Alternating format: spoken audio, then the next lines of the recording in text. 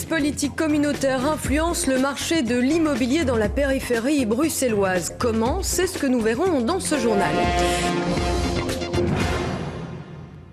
Madame, Monsieur, bonsoir. Pour ouvrir ce journal, une question. Iriez-vous habiter dans la périphérie bruxelloise aujourd'hui? En tout cas, beaucoup de francophones, mais aussi des expatriés, hésitent à le faire, voire y rechignent. C'est le constat que dressent les agences immobilières. Caroline Hick. Donc ici, vous avez un living avec plancher d'origine.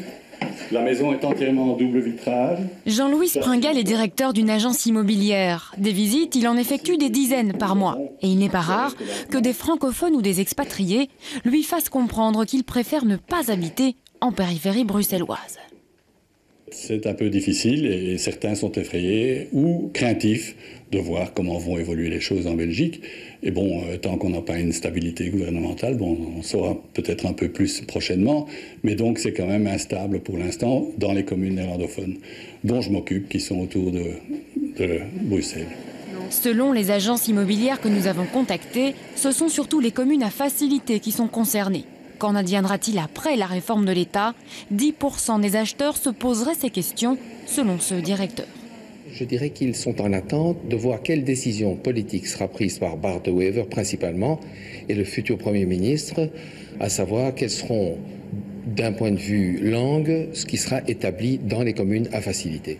Depuis quelque temps, la Flandre aurait donc réussi à semer le doute parmi la clientèle francophone et étrangère, en introduisant notamment le fameux Wonen in eigen streek qui réduit les possibilités d'achat. Pourtant, les agences affirment ne pas vraiment souffrir de cette situation.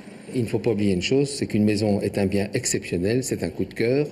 Et s'ils devaient visiter une maison qui soit dans une des 4 communes à facilité, mais qui leur plaise, ils n'hésiteraient pas.